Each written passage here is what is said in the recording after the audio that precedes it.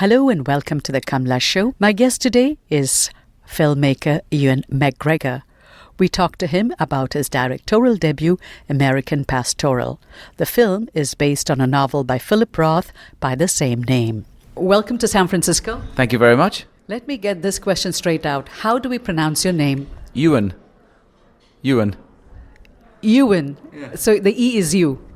Yes, that sounds a bit like you at the beginning. Yeah, Ewan. Okay, Ewan McGregor. Ewan McGregor, congratulations on your film, American Pastoral. This is your directorial debut, and you've been wanting to direct a film for 15 years. What does it feel to be a filmmaker finally? Well, it feels very satisfying. I enjoyed the process so very much, and the wonderful people I got to work with, the creative collaboration of making the movie was very, very satisfying. I had high hopes for that relationship with the production designer Dan Clancy and the cinematographer Martin Rua, Lindsay McKay, the costume designer, Judy Chin, our makeup designer, Jason Sika, the hair designer. I had high hopes for what all of those creative relationships and conversations would be like, and I'm happy to say that it was very fulfilling. It was great. In all your interviews about the film, you have made it a point to talk about it being a collaborative project, and you've made it a point to mention all the heads of different departments. Why is that? Because making a film is a collaboration. I think of it as the director very much as being like a conductor of an orchestra, and I've always seen the best examples of direction that I've witnessed are directors who stand in the middle of all of these very talented people and allow them all to do their best work. And I think that's what it's like. You can't, I don't know the cinematographer's world as well as the cinematographer. That's why we hire him. The costume designer, I couldn't do her job, but we hire her because she's very talented.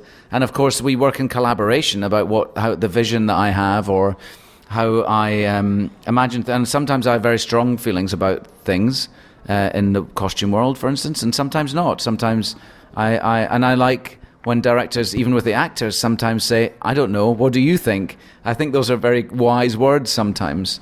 And very often a first-time director makes the mistake of feeling that might be perceived as weakness, and so they make sure that they always make every decision, and they never want to look like they're out of control. But of course, in the exercise of making a movie, there are moments where you do go, I'm not sure. And then you want to look to your crew and see what they think, and the actors. So American Pastoral was written 20 years ago. It won a Pulitzer for Philip Roth. And Michiko Kakutani, who writes the reviews for New York Times, she famously wrote that this film is about post-war paradise shattered from within. And she wrote that about the novel or about the film? About the novel, Shattered from Within. Yeah. I came away after seeing the film. I did see the post-war, Your World. You play Swede, this blue-eyed, blonde Jewish kid from Newark who has a perfect wife, Dawn. I really love the names of the characters, Swede, Dawn, Mary, very uplifting, imbued with happiness. But there's a lot of sadness there. I came away with the feeling that this is a film about father and daughter, and a film that is told from a father's angle about what Vietnam War did to families. Yes. Well, it's very much about the father-daughter relationship, for sure. Dawn's essential, and Jennifer Connelly, who plays Dawn, is an extraordinary performance in this movie. And there's a very accurate dynamic between the father and the wife who deal with there's a trauma in the family, and they deal with it in very different ways, which I think is very common. And so we see them go down slightly different paths, and I thought that was very well observed as well. But what drew me to this film script in the first place was very much the relationship that the Swede has with his daughter. I have 4 girls, and so I know very much what the relationship between a father and his daughters is all about, and I felt that this was a very accurate one, albeit rather extreme. He loses his daughter to a political group in New York City, and she becomes radicalized and disappears out of their life, and he has no idea where she's gone. And I think that I've, thank goodness, never had to deal with anything like that. But my eldest left school and has gone to college, and so in my very small way, I suffered the sort of loss of my daughter out of the family home, and which we all go through, those of us who have children, and it's a necessary part of life. But I feel like I could relate to him in a way, the Swede. I understood him. You said that the daughter becomes radicalized, but what you didn't complete is she becomes a Jain. And I think this is the first Hollywood film where you see a character who embraces Jainism. Yes, it might be the first time that's the case, yes. So did you have to do any research on Jainism? Yes, a little bit, yes, I did. I explored it to a degree. I mean, it seems to be that to live the perfect Jain existence would be almost impossible in modern life. So I think there must be some smoothing of the rules here and there, but no. Oh, no, I'm wrong. Oh, I see. No, you're not wrong. When somebody becomes a monk, it's still a very hard thing. They renounce everything. Yes. So to live in modern society in New York in the 70s and be a Jain must have been very, very tough. And of course, we see the effects that it has on her. I'm not sure quite to what extent Philip Roth was exploring Jainism with the Mary story, or if it was just useful for him to have her living a very extreme life that the Swede might feel was her punishing herself, by denying herself all of these, by denying herself so many things. And I don't know enough about Jainism, to be honest. To Philip Roth saw the film? He did see the film, yes, yeah. He saw the film, and he wrote a lovely email to his agents that he allowed them to share with us. And he liked the film. Now, one of the people that recommended or encouraged you to make the film was your wife. Yeah. And I didn't know, but she did the production design for Bandit Queen. Yes, my wife was the production designer on Bandit Queen, which is a beautiful film, really wonderful film. And she's a very talented production designer, yes. Let's talk about the influences that went into making the film. I'll come to Danny Boyle in a minute, but the person apparently who gave you some advice and that stood you in good stead, or is it stead or steed? Stead. In good stead, Ben Affleck. Mm-hmm. Yeah, Ben. I spoke to Ben about before I started directing because he's directed himself in 3 movies, and he did it really well, I think. And so I spoke to Ben a little bit about, what to look out for and if he had any advice.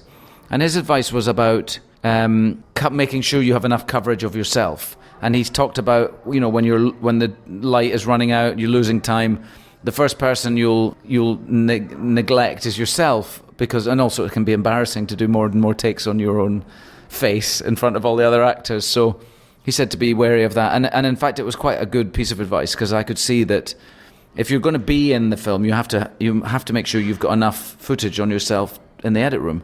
And I made sure that I did have it. I took his advice to heart. The other obvious influence on you is Danny Boyle. He gave you a break in the film, and you're back with him in Trainspotting 2, known as T2. And you also spent the weekend showing the film to him and your uncle, who influenced you to become an actor, and your parents were teachers. So what is it that you learned from Danny Boyle? Danny Boyle taught me everything about directing, in that he was my first movie director. I did Shallow Grave with Danny, and then we went on to make Trainspotting, and then A Life Less Ordinary. And at the beginning of my career, I felt I was totally defined as an actor by him, by being Danny Boyle's actor. And there's certain sort of technical things, the way he rehearses, the way he makes sure that he clears the crew off the set to rehearse scenes alone with him till you find the scene, is a very essential part of the process for me. He set the bar very high when I started working with him in terms of what one can expect from the relationship between a director and an actor. And also he has got a very good eye, and there's a nice feeling as an actor when you recognize that the director really understands what you're doing and feels it and sees it. And a director who gives you notes based on the work that you're doing is encouraging. A director that gives you notes just out of the blue that don't seem to have any relevance to what you're already trying is very frustrating. So yeah, he taught me a lot. You also resist storyboarding. You like a little bit of the organic process. Well, I made a shot list with my DP, Martin Rua. We did pre-imagine all the scenes, if you like, but they were only ideas. I mean, well, that process was very good in terms of imagining what the camera might do, and that informs how you want the scene to feel. But in terms of the actual nuts and bolts of where the actors are going to be, if they're going to be sitting in that chair or over by that window. That's what we have to explore on set. And I wanted to leave that possibility for the actors to explore alive. I didn't want to confine them and reduce the work they do to showing them marks and saying, okay, you stand here and I'm standing here. So I never did that. I tried never to do that. What was fascinating is in how many interviews you talked about long shot, two shot, close up. So I think you became very, I don't want to say obsessed, preoccupied with what kinds of shots you need in your film. And you also mentioned that one of the films that left a mark on you was the Russian film Leviathan. Yes. I mean, I thinking in terms of shots is not new to me. I've been acting in film shots for 25 years, so... No, as an actor, you don't think of shots as a director's job. No, I do think of shots as an actor, of course. You're acting in a frame, and so you have to be aware of what the camera's seeing. It's very, very much part of what we're doing. So I feel like there was... You know, in that respect, I've always been a filmmaker.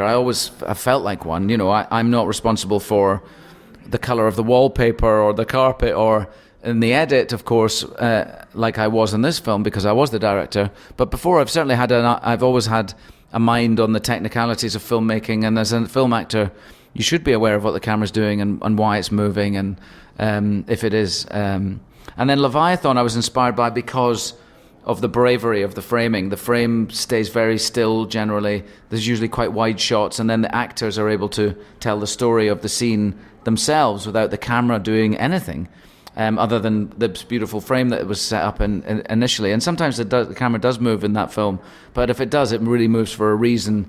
And I was inspired by that film and another film called False Majeure, which is another example of sort of modern classical framing, I suppose.